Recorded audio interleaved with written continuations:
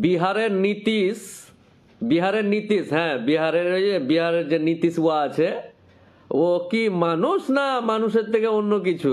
এত ডিগবাজি খাচ্ছে, গিরগিটিরাও লজ্জা পেয়ে যাচ্ছে। এরা মানুষ না এলিয়ান? বিহারের নীতিশ সকালবেলা এক, বিকালবেলা এক, মানে 1 বছরে 3 বার পার্টি চেঞ্জ করে। এদেরকে কেউ আবার দালালও বলে না, এদেরকে কেউ আবার অন্য কিছুও বলে না, কিন্তু অন্য কাউকে একটু কিছু করলেই দালাল অমুক তমুক অনেক কিছু বলা হয়। তো এরা কে? এরা মানুষ না এলিয়েন না মানে কি? এরা কে? রাজনৈতিক আগের দিনে স্বাধীনতার পর ভারতবর্ষে যখন রাজনীতি বা রাজনীতির বিষয়টা আসে, তখন রাজনৈতিক নেতাদেরকে মানুষ ওই কর্ণাটকের ব্যাঙ্গালোরে বিধানসভার সামনে লেখা আছে, government work is god work, সরকারের কাজ মানে ভগবানের কাজ। তো এই যে এই সমস্ত চিরকুট টাইপের লোকগুলো যারা রাজনৈতিক নামের বা গণতন্ত্রের বা রাজনীতির, ভারতবর্ষের রাজনীতির পরিকাঠামোটাকে যে নোংরা করে বেড়াচ্ছে, চারিদিকে যে হেগে দিয়ে বেড়াচ্ছে এরা, এই নীতিশের মতন কয়েকজন যে যারা আছে, যারা সকালে, এরা কি বাবাকে বাবাই বলে তো নাকি? না সকালবেলা বাবাকে জামাইবাবু বলে দেয়, বিকালে আবার বাবাকে জেঠু বলে দেয়, এরকম টাইপের লোক নাকি এরা? এদের অস্তিত্ব বা ডিএনএ চেক করলে কি গিরগিটির পাওয়া যাবে নাকি এদের ডিএনএ? এই সমস্ত মানুষের ডিএনএ কি গিরগিটির না কিসের? এরা রাজনৈতিক নেতার এরা কে? এরা কি? এরা আজকে গোটা রাজ্যে, শিলিগুড়িতে রাহুল গান্ধী, কুচবিহারে মমতা ব্যানার্জি, হাজরা মোড়ে ববি হাকিম, তৃণমূলের মিছিল। বাপরে, না জানি গোটা রাজ্যে গোটা দেশে রাজনৈতিক নেতাদের যেন বিয়ে বাড়ি লেগে গেছে, এদিকে ও এদিকে এই এদিকে। কিন্তু গ্যাসের দাম কিন্তু যেমন আছে তেমন। হ্যাঁ, বেকার যারা মানে ঠেলা ভ্যান চালিয়ে বেড়াচ্ছে তারা কিন্তু সেটাই, কিন্তু মিটিং মিছিল আবার হতেই আছে। যারা চাকরি পায়নি তারা চাকরি পাবে না, ডিএ বাড়বে না, বা ওই যারা বেকার আছে, পরীক্ষা নতুন এসএসসি এই ওই দিস দ্যাট, এগুলো কখন হবে কবে। আমার নিজের দুটো দাদা হাই স্কুলের মাস্টারমশাই, প্রত্যেক বছর হতো, কি বলে ওটাকে, এসএসসি হতো, প্রত্যেক বছর এসএসসি হতো, প্রত্যেক বছর নতুন নতুন চাকরি পেত। ছেলে বা ছাত্রদের মধ্যে জোশ ছিল, এবার হলো না তারপরের বার। এগুলো কিছু নয়। এখানে শিলিগুড়িতে মিছিল হচ্ছে কংগ্রেসের, মুখ্যমন্ত্রী চলে গেল কুচবিহার, কলকাতায় মিটিং, অন্য জায়গায় সিপিএম, অন্য জায়গায় মানে এই চলছে।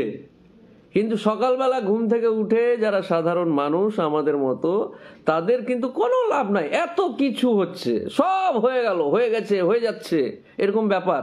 সরকারের হয়ে গেছে, হয়ে যাচ্ছে, হয়ে গেল, এরকম মানে হাব ভাব প্রচার। বাপরে বাপ, প্রচারের যে ব্যাপারটা, মানে এমন ভাবে এমন এক একটা জিনিসকে প্রচার করছে যেন মনে হচ্ছে না জানি কি হয়ে গেছে।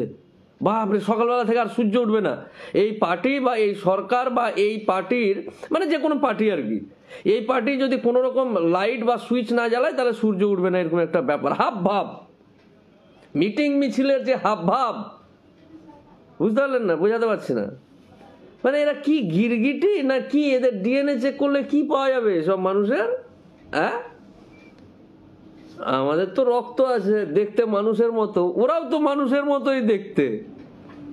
মানে সেই 2005 সাল থেকে এখন অব্দি শরীরটা ভালো নয়, নাহলে আরো কড়া করে দিতাম, এমন ভাবে দিতাম না, খুলে নিতাম। কি বুঝলেন? এরা মানুষের পর্যায়ে পড়ে এই সমস্ত মানুষেরা। যে রাজনৈতিক নেতার সকালে এক ধরনের চিন্তা ভাবনা, মানে কালকে অবধি ঠিক আছে, কাহা হ্যাঁ नहीं दे रहा है, সরকার চল रहा है, আর সকালবেলা ভোরে মানুষ যখন ঘুম থেকে উঠে পেশাব পায়খানা করতে যায়, বাথরুমে যায়, তখন ও গেছে পদত্যাগ করতে। বুঝতে পারলেন না? মানুষ যখন ঘুম থেকে উঠে বাথরুমে যায় পেশাব পায়খানা করতে, তখন ও গাড়ি নিয়ে গেছে রাজ্যপালের কাছে, কি করতে, ওটাকে কি বলে, পদত্যাগ, মানে সরকার ভেঙে দিলাম, আমি পদত্যাগ করে দিলাম। বিকাল বেলায় স্নান করে খাওয়া দাওয়া করে আবার আমি মুখ্যমন্ত্রী হব, চলে গেছে, হ্যালো আমি নীতিশ হুয়া, আমি মুখ্যমন্ত্রী हो रहा है। তো এরা মানুষ না কি? এরা বিহারের যে সমস্ত গণতন্ত্র প্রিয় মানুষ এদেরকে যে ভোট দিয়েছে, কিছু বললে মনে হবে যে উস্কানিমূলক বক্তব্য দিচ্ছে, কিছু বললে মনে হবে যে লোকটা কি পাগল হয়ে গেছে। মানে আমি কি, এরা কে, এরা কারা, এরা কোত্থেকে এসছে, এ লোক কাহা সে আয়া, এ লোক একটা রিলস ভিডিওতে দেখে না, কোন হে এ লোক, কাহা সে এ লোক আয়া, এরকম টাইপের আর কি ব্যাপার। তো এদেরকে মরার পর এদের মিউজিয়ামে রাখা উচিত। আমরা যেরকম শহীদ ক্ষুদিরাম বসু, নেতাজি সুভাষচন্দ্র বসু, তারপর মাতঙ্গিনী হাজরা, বিভিন্ন দেশপ্রেমিক যারা দেশের জন্য জান দিয়েছে, তাদের জন্মদিন, তাদের মৃত্যুদিন, তাদের বিভিন্ন রকম স্ট্যাচু করে আমরা মানুষ তাদের হৃদয়ে রেখেছে। তো এই সমস্ত মানুষগুলোকে তো হৃদয়ে রাখবে না, এই সমস্ত মানুষগুলোকে মিউজিয়ামে রাখা উচিত, যেখানে ওই অমুক সালের ডাইনোসরের হাড়, অমুক সালের বাঘের চামড়া, তো বলা হবে এটা 2024-এর মুখ্যমন্ত্রীর এইরকম টাইপের আর কি রাখা উচিত এদের মিউজিয়ামে। এই হলো ব্যাপার, কি বলবো, কিছু বলার ব্যাপার নেই, আপনারাও জানেন সব।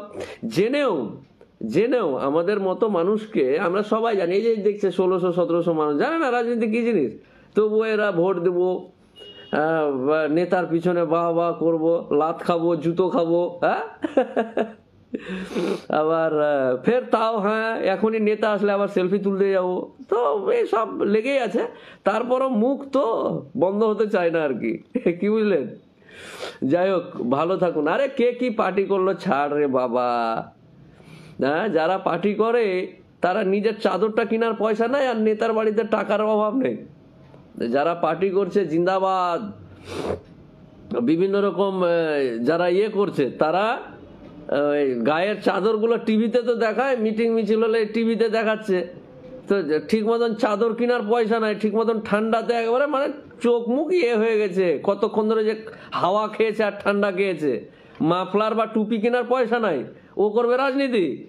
আর ওনার নেতাদের বাড়িতে কোটি কোটি টাকা পাওয়া যাবে। তোমার নেতা তো তোমাকে দেয়নি, তবুও জান দিতে হবে নেতার জন্য। কে চালিয়ে যাও, দেখা যাবে। এই